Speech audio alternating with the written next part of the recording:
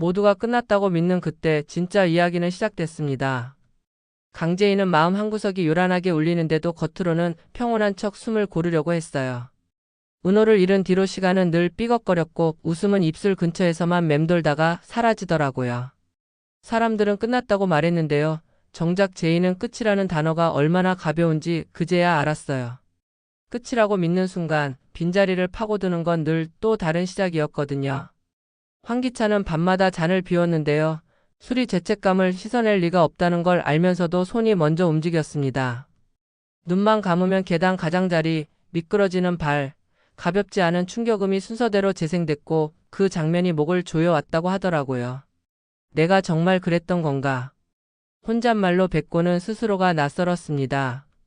자기를 변명하려고 하면 할수록 변명 속에서 더 큰 공백이 벌어졌습니다. 강세리는 그런 기찬을 아주 빠르게 읽는 사람이었어요. 말끝을 부드럽게 올리면서도 뜻은 한치의 양보도 없었는데요. 당신 지금 멈추면 다 무너져요.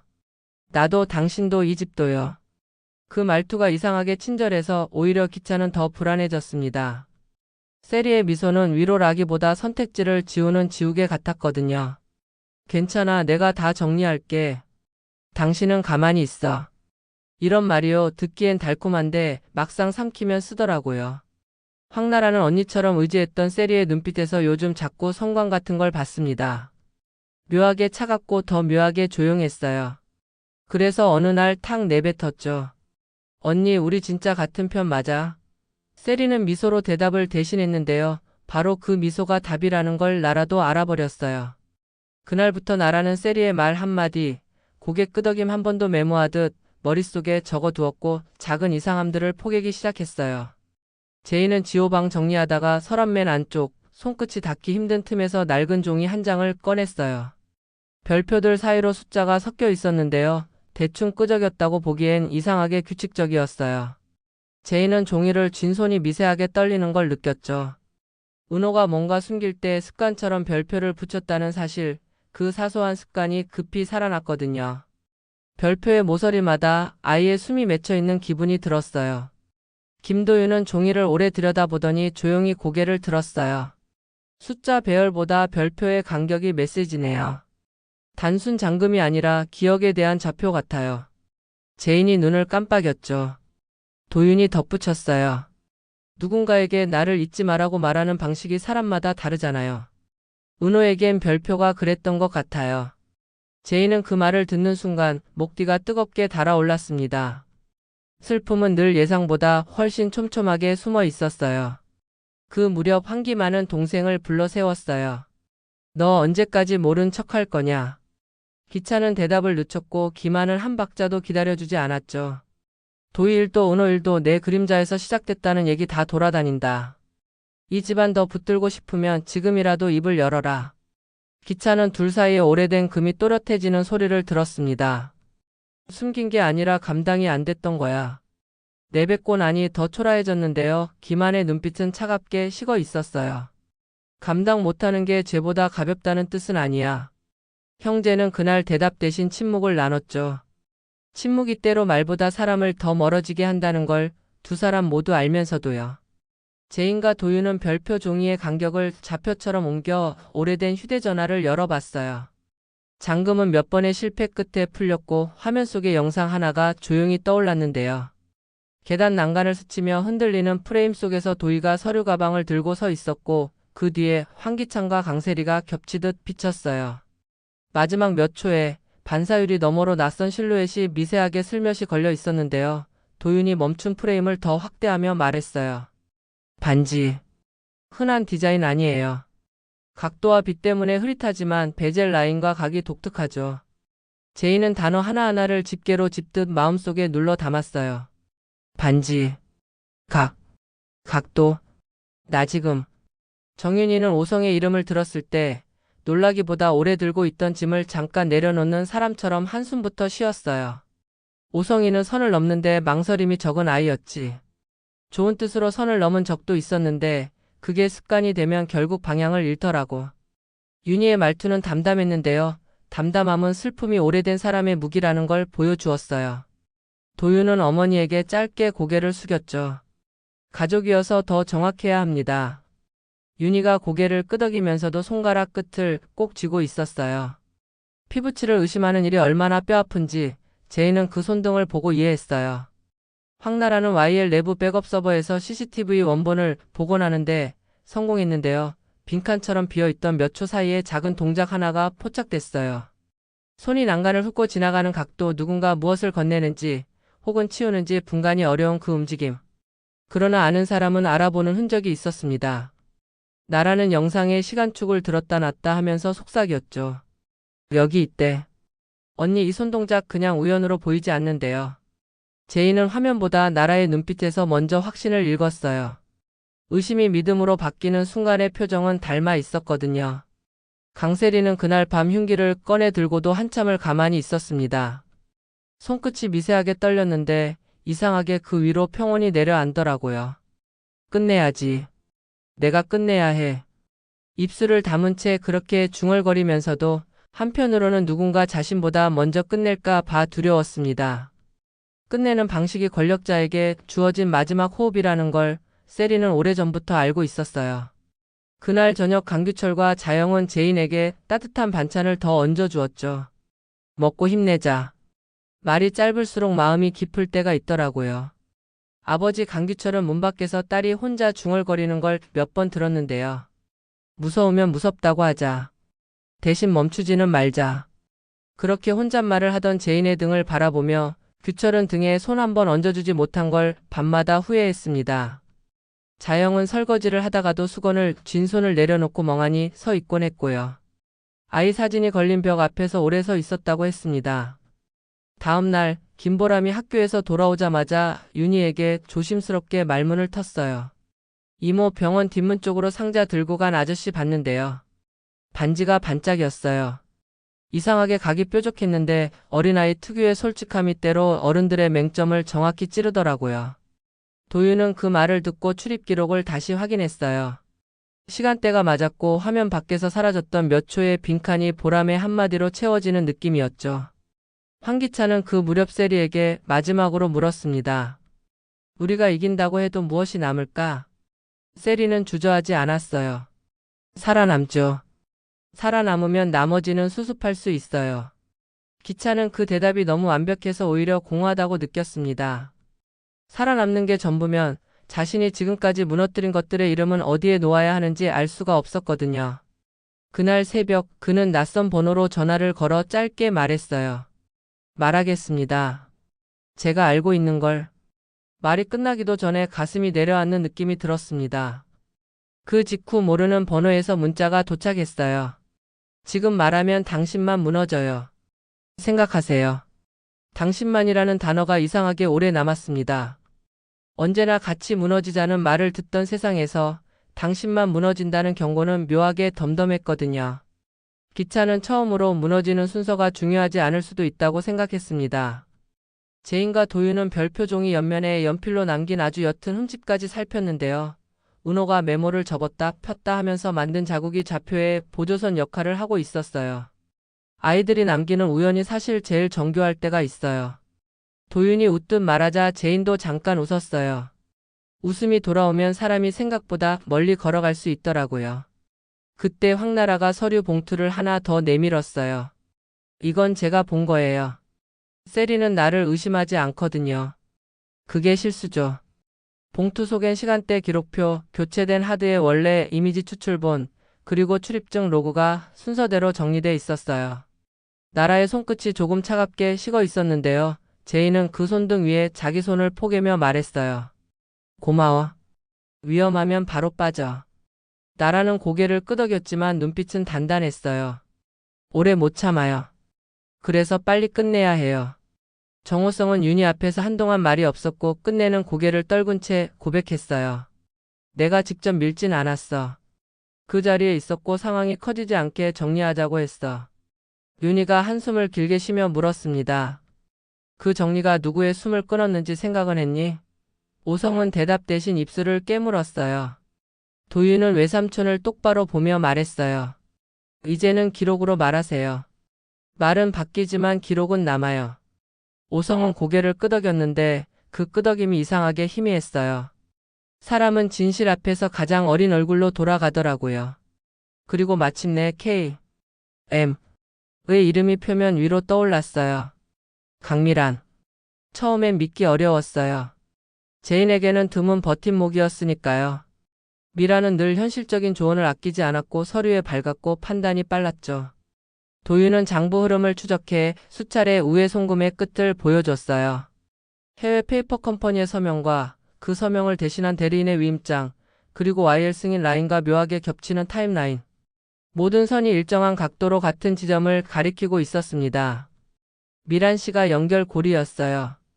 도윤의 목소리가 낮게 울렸고 제인은 그 순간 가슴 한복판에서 오래 붙잡고 있던 무엇이 딱 하고 부서지는 소리를 들었습니다. 황나라는 조심스럽게 덧붙였어요. 그날 기록상으로는 미란 이모가 본사에 오지 않은 걸로 되어 있어요. 그런데 카메라 그림자엔 보폭과 어깨선이 이모와 같아요. 출입 로그는 삭제돼 있었고요. 제인은 한동안 말이 없었어요. 미란의 웃음, 은호에게 남기던 과자 봉지, 지호에게 사다 주던 작은 장난감들, 그런 사소한 장면들이 눈앞에서 빠르게 흩어졌습니다. 사라지는 건 늘 이렇게 사소한 장면들부터였어요. 그 무렵 강미라는 집 서재에서 와인잔을 손에 쥔 채 혼잣말을 했어요. 제인아, 세상은 단정하지 않아. 나는 오래전부터 이 판에 발을 담갔고 이제는 물러날 수 없지. 널 사랑하지 않은 건 아니야. 하지만 살아남으려면 선택이 필요하더라. 미란의 목소리는 흔들리지 않았는데요. 흔들리지 않는 목소리가 때로는 가장 휘청이는 사람의 표정과 닮았다는 걸 제인은 나중에야 알았어요. 제인은 미란을 마주하기 전에 마음을 정리하려고 거울 앞에서 혼잣말로 리허설을 했습니다. 이모, 나한테 진실을 말해주세요. 아직 늦지 않았어요. 그런데 실제로 마주 앉으니 입안이 말라서 소리가 잘 나오지 않았어요. 대신 눈동자가 먼저 말하기 시작했죠. 미라는 그 눈동자를 보고 천천히 잔을 내려놓았어요. 내가 여기까지 올 줄은 알았어. 내가 그런 아이였지. 제인은 고개를 저었어요. 저 아이 아니에요. 은호 엄마예요. 그 한마디가 미란의 가슴에 정확히 꽂혔어요. 미란은 미세하게 숨을 고르고 이렇게 말했죠. 그렇구나. 그래서 더 강해졌구나. 그날 밤 제인은 지호가 잠든 방 앞에서 한참을 서 있었어요. 담요 끝을 올려 얼굴까지 덮어주고 속삭였죠. 지호야, 엄마가 이번엔 절대 뺏기지 않을게. 말은 작았지만 결은 단단했어요. 문을 닫고 나와 거실에 서자 스탠드 불빛이 얇게 흔들렸고 집안의 공기가 묵직하게 가라앉았어요. 바깥 바람 소리가 유리창에 스며드는 동안 제인은 마음의 문장들을 다시 정리해봤어요. 울음이 목까지 차오르다가도 이번엔 울음을 끝까지 부르지 않기로 했죠. 울음 뒤에 한 문장을 본인이 직접 쓰고 싶었거든요. 그 즈음 노숙자는 가족들을 불러 앉혀 말했어요. 버팀목이 썩으면 집이 무너진다. 그런데 썩었다고 다 잘라낼 수는 없다. 새살이 돋게 하려면 먼저 어디가 골맞는지 정확히 눌러야 한다. 말이 오래된 나무 기둥처럼 느리게, 그렇지만 깊게 내려앉았어요. 세리는 웃으며 반문했죠. 어머님, 누가 골맞다는 말씀이세요? 노숙자는 대답 대신 빈 의자를 잠시 바라봤어요. 은호가 앉았어야 할 자리였죠. 그 빈자리의 무게가 방 안을 울렸어요. 말하지 않은 대답이 더 크게 들리는 날이 있잖아요. 제인과 도윤은 증거의 흐름을 세 갈래로 분산해 보관했어요. 하나는 법률 자문을 통해 안전하게 공증했고, 하나는 외부 미디어에 만약의 경우로 넘겼고, 나머지는 나라에게 맡겼죠. 한 번에 모두 터뜨리면 구멍이 생겨요. 우리는 구멍을 보려고 시작했으니까 우리도 구멍을 만들면 안 되죠. 도윤의 설명이 설득력 있게 들렸고 제인은 고개를 끄덕였어요. 황기찬은 마지막으로 세리에게 말했어요. 난 말하겠다. 세리는 잠깐 멈칫하더니 거울 앞에서 미소를 고쳐 붙였어요. 그래요. 그럼 다 같이 떨어지겠네. 그 말투가 이상하게 담담해서 기찬은 그제야 알았습니다. 세리는 누구와도 같이 떨어질 사람이 아니었어요. 항상 먼저 몸을 틀어 옆으로 빠져나가는 사람이었죠. 그래서 기찬은 오히려 덤덤해졌어요. 그래도 말하겠다. 정호성은 도윤 앞에서 한 번 더 말했어요. 내가 다 한 건 아니야. 도윤은 고개를 저었죠. 누가 다 했는지는 중요하지 않아요. 누가 멈추지 않았는지가 중요해요. 오성은 그 말에 눈을 내리깔았어요. 멈추지 않았다는 사실이 죄책감의 본모양이라는 걸 그제야 알았대요. 그리고 마침내 제인 앞에서 K.M. 의 정체가 기록으로 확인됐어요. 강미란. 서명, 송금, 승인 라인, CCTV의 빈칸, 출입 로그의 삭제 흔적, 반지의 베젤과 각도, 아이의 별표 좌표, 보람이 본 병원 뒷문, 규철과 자영의 밥상, 노숙자의 오래된 문장 이상하게 전혀 다른 결들이 하나의 문장으로 합쳐지는 느낌이었죠. 그가 바로 K.M.입니다. 도윤의 말이 낮게 울렸고 제인은 서류를 쥔 손을 더 세게 말아쥐었어요. 피가 손끝에 몰려서 뜨거워졌는데 그 뜨거움이 잠깐 제인을 지탱해 주었어요. 이모. 제인은 드디어 입을 열었죠. 우리 진실을 이야기해요. 미라는 잔을 내려놓으며 고개를 기울였어요. 나는 너를 사랑했다. 제인은 고개를 저었어요. 사랑했다면 진실을 돌려줘요. 은호에게, 지호에게, 나에게. 미라는 잠시 침묵하다가 말했어요. 사랑과 진실이 늘 같은 편은 아니더라. 제인은 대답 대신 한 걸음 물러서서 숨을 골랐어요. 그 말이 얼마나 오래 사람들을 오해하게 만들었는지 이제는 정확히 알고 있었거든요. 그날 이후 집안의 공기는 확연히 달라졌어요. 황기만은 부친이 남긴 오래된 원칙을 조용히 꺼내 들었죠. 잘못을 고친다고 집이 사라지진 않아. 고치지 않으면 집이 썩는다. 기차는 그 말을 듣고 한동안 앉아만 있었어요. 오래된 잘못과 지금의 선택이 서로의 목을 물고 있는 듯 했거든요. 황나라는 세리에게 마지막 질문을 던졌어요. 언니 지금이라도 멈출래요? 세리는 웃으면서 대답했죠. 난 태어나서 한 번도 멈춘 적이 없어. 멈춘 사람을 밟고 지나가야 여기까지 왔으니까. 그 대답이 나라는 씁쓸하게 이해되기도 했어요. 이해가 동의는 아니었지만요. 그래서 나라는 뒤돌아서며 혼잣말을 했죠. 난 멈출 거야. 멈추고 돌려놓을 거야. 정윤이는 도윤에게 말했어요. 사람이 진실을 택하면 가족이 줄어든다. 도윤은 가만히 미소를 지었죠. 그 대신 가족의 의미가 커지더라고요. 윤희는 그 말 끝에 아주 조금 안도했어요. 줄어드는 대신 커지는 것, 그 균형 위에서 사람은 겨우 선다는 걸 어른이 되어서야 알잖아요. 제이는 창밖을 오래 바라봤어요. 비가 그치고 바람이 방향을 바꾸고 유리창이 잔잔하게 식어가는 동안 마음속 문장 하나가 또렷해졌어요. 진실은 끝이 아니라 시작이다. 한때는 그 말이 무섭게 느껴졌는데요. 이제는 이상하게 버틸만 했어요. 시작이란 건 선택의 다른 이름이기도 했거든요. 그때 모르는 번호로 메시지가 하나 더 왔어요. 끝내려면 당신부터 시작해. 제이는 그 문장을 소리내서 읽고 아주 짧게 웃었어요. 그러자고요. 혼잣말로 대답해 놓으니 어깨가 조금 가벼워졌어요. 다음 날 제이는 검찰에 일부 자료를 제출했어요.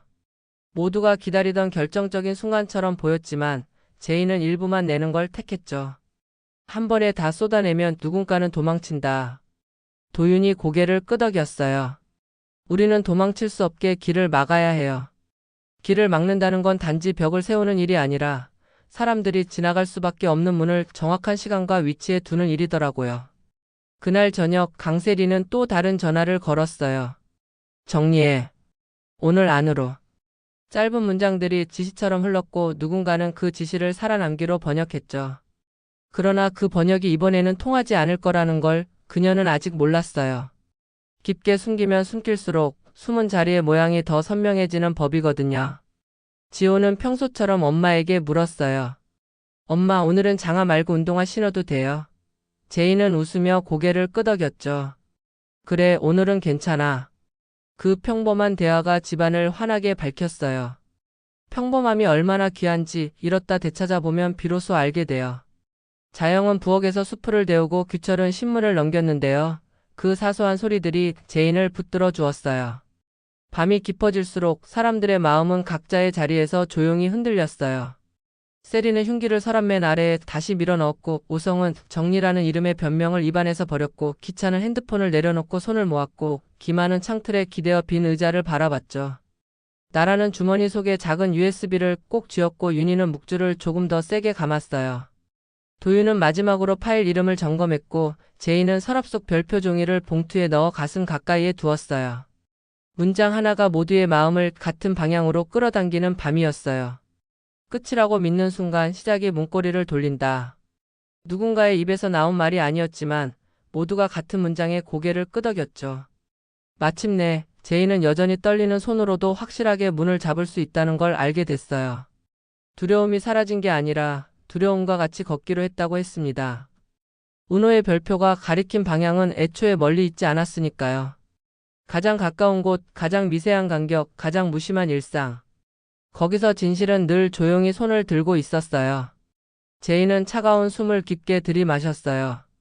모든 게 무너져 내린 것 같았는데 이상하게도 가슴속엔 새로운 불이 켜졌다고 했습니다. 믿었던 이모의 얼굴이 낯선 그림자로 변했지만 이제 그 그림자를 정면으로 마주할 시간만 남았다고 느꼈어요. 창밖의 어둠은 여전히 짙었고 바람은 쉼없이 집을 흔들었는데요. 제인의 눈빛은 흔들리지 않았습니다. 모두가 끝났다고 믿던 그 순간 그녀는 깨달았어요. 끝은 없었습니다. 이제 시작만이 남아 있었습니다. 모두가 끝났다고 믿던 순간 진짜 이야기는 이제 시작됐습니다. 강재인과 한기찬, 그리고 강세리와 강미랑까지 얽히고 설킨 진실은 어디까지 드러난 걸까요? 숨겨진 그림자가 마지막까지 남아있다면 그 손은 누구를 향해 있을까요?